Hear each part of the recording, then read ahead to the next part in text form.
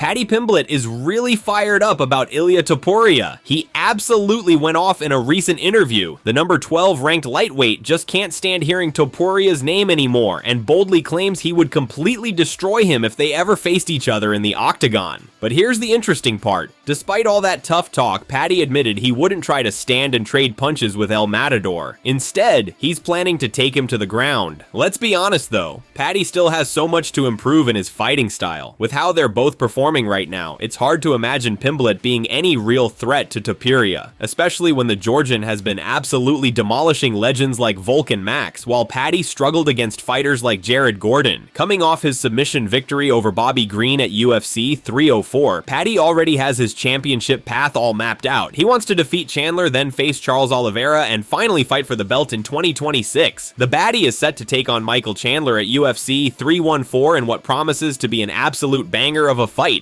Yeah, I can see myself knocking him out, to be honest. I think everyone underestimates me, lad, but he's just looking at this fight thinking, oh, my teammate Jared beat him, when he lost the decision. But a lot of people think I lost that fight, and he's just going to use the same game plan as Jared, so I hope he does. You know what I mean? I hope he comes in thinking that I'm the 2022 version of me, when I'm a completely different fighter now. It's very respectful between me and Chandler, you know what I mean? I've spoke to him before on social media, spoke to him in person. He's a nice fella, I haven't got a bad word to say about him. But when the cage door closes, it's I'm going to be the one getting my hand raised. You know, I'm sick of talking about Topuria, lad. He's an absolute helmet. He wouldn't be where he is in the UFC without jumping on the back of my name. So, yeah, I do want to settle that beef one day, but let's see if he steps up.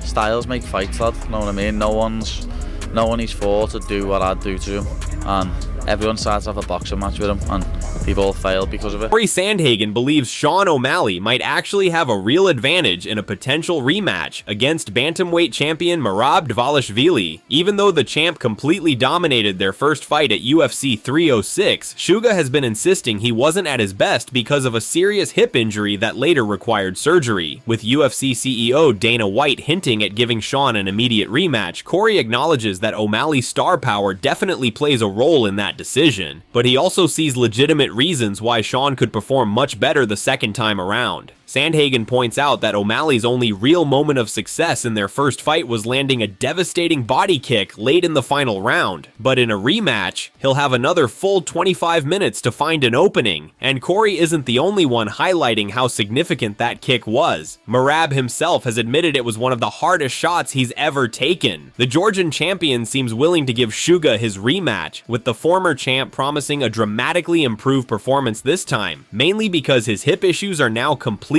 resolved. Sandhagen really believes this increases O'Malley's chances of landing a fight-changing shot. Meanwhile, the Sandman is focused on his own title dreams, as he's set to face Davison Figueiredo on May 3rd. During a recent The vibe of that fight, to me, if you ask me, was that O'Malley was losing and he was the one not in control of that fight. But I mean, I definitely could see a situation where O'Malley comes back and he does really well. I love underdog stories, and I'm assuming that O'Malley will probably be the underdog. So I love rooting for an underdog, so maybe O'Malley will do well. But I mean, it's hard for me to imagine the fight going too different than the first one. But also at the same time, the guy that kind of has the puncher's chance, you know, because I think that Merab wins a lot of other places. The guy that has the puncher's chance, obviously their ability to knock the person out goes up if you give them another 25 minutes to try to figure out how to do so. So yeah, I mean, that it's definitely an advantage for O'Malley going into this fight. In podcast appearance, former interim champ Colby Covington revealed that a boxing fan confronted him while he was attending the Tank Davis versus Lamont Roach fight this month. Over the years, Colby has found himself in multiple heated confrontations, not just with fellow fighters like Kamaru Usman, Jorge Masvidal, and even his own teammate Themba Gorimbo, but also with random fans, all because of his relentless trash talk. But here's the thing that's really fascinating. Despite being one of the toughest and most fearless competitors inside the octagon, Colby's behavior in real-life situations often seems completely different. Time and time again, when confronted outside the cage, he appears hesitant, caught off guard, or just completely unwilling to engage, which is such a stark contrast to the persona he portrays in the fight game.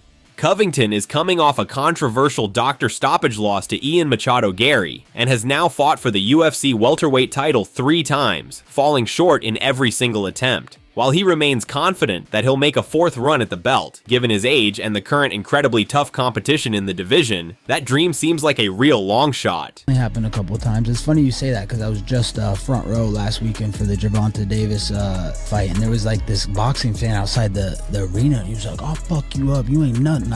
He was looking at me, he's like, "Let's size up right now, let's do it." And I'm just like laughing. I was like, man, I'm glad you believe in yourself, man. You should believe in yourself. That's awesome, dude. But you know, I'm thinking deep down, I didn't want to like egg him on and like, what do I have to prove in the streets? Like, I fight for a lot of money, like a big paycheck, you know, and what do I have to prove to this guy? I prove my worth in the UFC octagon, you know. If you're so tough, why aren't you fighting the UFC octagon against the best fighters in the world? I'm beating up people that have been training for 20, 30 years that their craft is to put someone else in the hospital, and I'm putting them in the hospital. I'm making them look like little kids, so I just have nothing to prove to those people. They can say whatever they want, you know.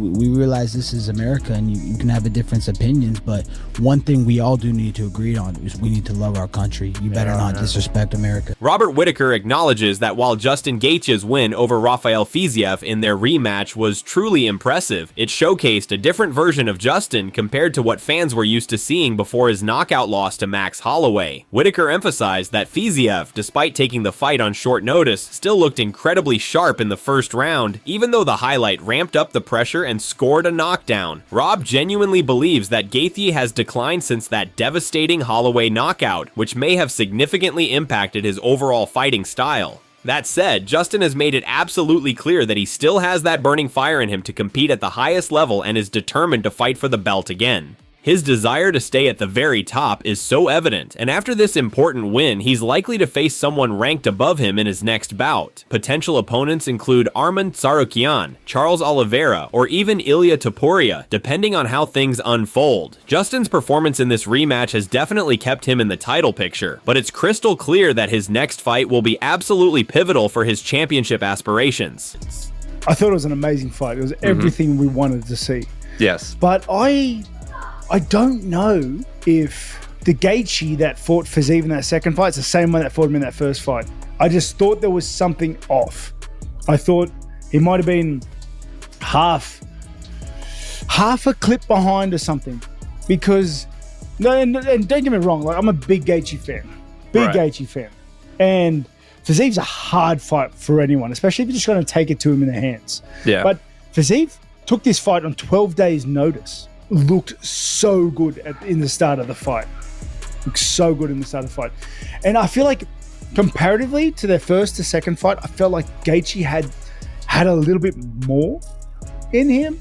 I don't know if you saw that as well. It's like it was a standard Gaethje performance, like, but I just felt like it wasn't the same Gaethje we saw pre-Holloway. That's it for today. Thanks so much for watching. Don't forget to leave a like and subscribe for daily MMA news.